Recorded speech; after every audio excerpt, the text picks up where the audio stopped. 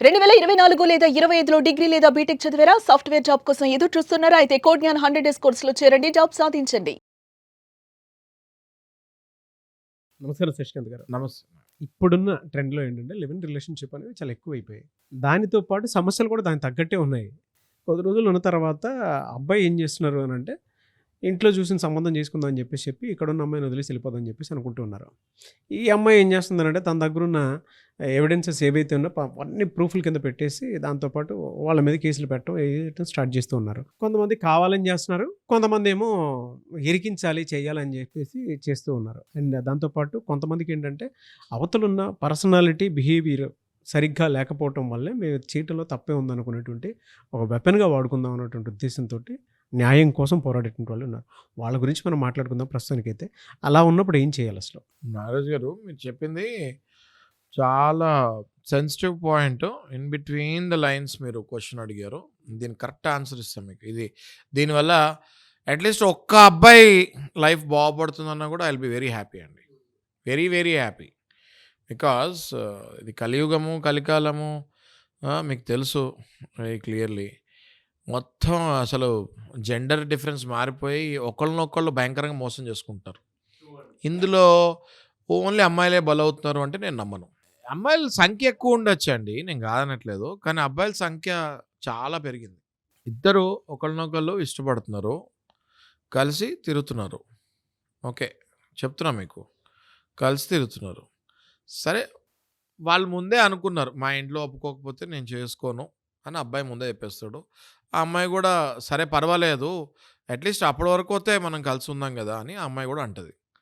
సరే ఈ అబ్బాయి ఒప్పుకుంది కదా, ఇంట్లో ఒప్పుకోకపోతే ఫోర్స్ చేయను అంటుంది కదా అని ఈ అబ్బాయి కూడా, ఆ అమ్మాయి ప్రామిస్ చేస్తాడు కాబట్టి ఆ అబ్బాయి కూడా తిరుగుతాడు.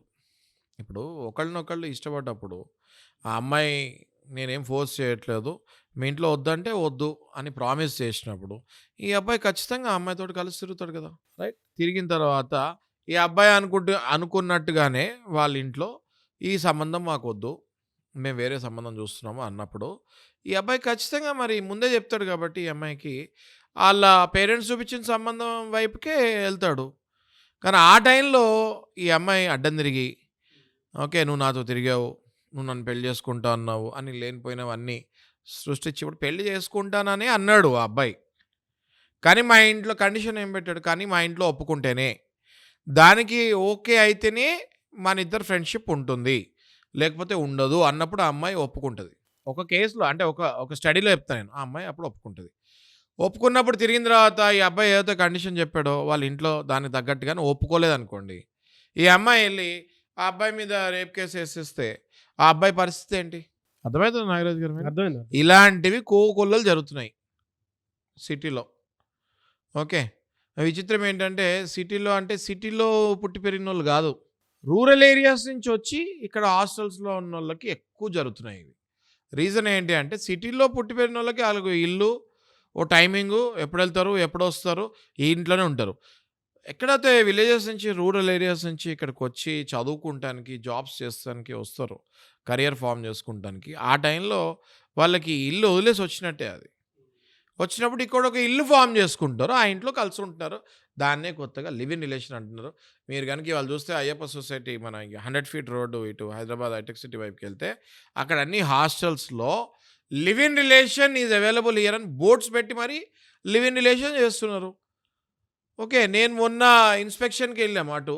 అసలు ఇవన్నీ కరెక్టేనా, ఇట్లా వస్తున్నాయి కేసులు మనకి, లివ్ ఇన్ రిలేషన్ అంటారేంటి హాస్టల్స్లో వెళ్తే, ఓపెన్గా sir live in relation is accepted అంటున్నారు. మరి వాళ్ళకి ఏం పర్మిషన్స్ ఉన్నాయో, ఎట్లా వాళ్ళు అట్లా పెడుతున్నారో అన్నది గాడ్ నోస్. అది నేను డెప్త్కి వెళ్తే కానీ అర్థం కాదు. మరి ఏ పర్మిషన్స్ ఉన్నా కూడా మన ట్రెడిషన్ ప్రకారం అట్లాంటివి ఎంకరేజ్ చేయకుండా ఉండాలి. బట్ ఆ ఎంకరేజ్మెంట్ వీళ్ళు బిజినెస్ పర్పస్గా హాస్టల్స్లో కూడా లివ్ ఇన్ రిలేషన్ పెట్టేస్తున్నారు. విచ్చలవిడిగా మరి గొడవలు అవుతూ ఉంటాయి, రేప్ కేసులు బుక్ అవుతూ ఉంటాయి. అబ్బాయిలకు నేను చాలా క్లియర్గా ఇండికేషన్ ఇస్తాను, మీ లైఫ్ మీరు పాడు చేసుకోకండి, కంగారు పడకండి, కంట్రోల్‌లో ఉండండి. కావాలంటే మీ పేరెంట్స్‌కి చెప్పి మీరు ఇష్టపడిన అమ్మాయిని అప్పుడే పెళ్లి చేసేసుకోండి. లేదా ఒక అగ్రీమెంట్ అయినా రాసుకోండి. అట్‌లీస్ట్ ఒక అగ్రీమెంట్ అయినా రాసుకోండి. దానికి లీగల్ వ్యాలిడిటీ ఉందా లేదా అన్నది అనవసరం. అట్‌లీస్ట్ ఆ అమ్మాయికి ఒక భయం ఉంటుంది గదా! నేను గూడా అగ్రీమెంట్ రాసాను. నేను పెళ్ళికి ఫోర్స్ చేయనన్నాను. ఫ్రెండ్‌షిప్‌కి నేనే అడుగుతున్నాను అన్నట్టు ఒక అగ్రీమెంట్ రాసుకుంటే అట్‌లీస్ట్ ఆ అమ్మాయి కేసేసే ముందు ఆలోచిస్తది గదా! నా చేత్తో రాసాను నేను. అక్కడ ఆ డాక్యుమెంట్‌కి లీగల్ వ్యాలిడిటీ ఉందా? లేదా? అన్నది నేను పక్కన పడేయమంటున్నా. ఎందుకంటే వెస్టర్న్ కంట్రీస్‌లో వచ్చింది. ఇంకా మన ఇండియాలో రాలేదు. ప్రీనప్షియల్ అగ్రీమెంట్స్ అన్నవి ఇంకా మన ఇండియాలో వ్యాలిడిటీ లేదు. శాంటిటీ లేదు. కానీ, కానీ అట్‌లీస్ట్ ఎవ్వరిని కలవక్కర్లేదు నాగరాజు గారు. వాళ్ళిద్దరూ కలిసి కూర్చొని అట్‌లీస్ట్ అబ్బాయి నేను పెళ్లి చేసుకుంటానో లేదో నాకు తెలీదు. మా ఇంట్లో ఒప్పుకోకపోతే నేను చేసుకోను అంటే దానికి ఓకే అయ్యి ఆ అమ్మాయి సైన్ చేస్తే అట్‌లీస్ట్ ఆ అబ్బాయికి ఒక ప్రూఫ్ ఉంటుంది గదా!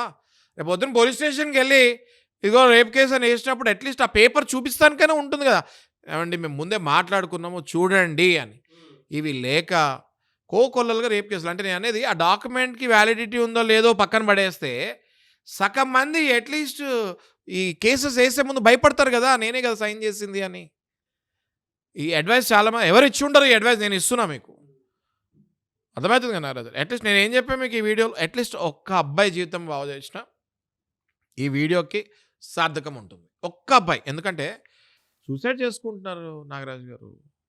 ఫ్యామిలీలు అబ్బాయి ఒక్క అబ్బాయే పెంచుకొని చాలా అల్లారు ముద్దుగా పెంచి పెళ్లి చేద్దాము అని అనుకునే అబ్బాయి సడన్‌గా జైల్‌లో రేప్ కేస్ కిందకి వెనక్కెళ్తే ఫ్యామిలీ డిప్రెషన్‌కెళ్ళి అప్పుడప్పుడు సూసైడ్ చేసుకోవడం జరుగుతుంది. సో, ఈ వీడియో ద్వారా అట్‌లీస్ట్ ఒక్క అబ్బాయి దేవుడి దయ వల్ల ఇంకొంతమంది ఎక్కువ అబ్బాయిలు రియలైజ్ అయితే it is much better. At least ఒక అబ్బాయి ప్రాణమైనా కాపాడాలి మనం.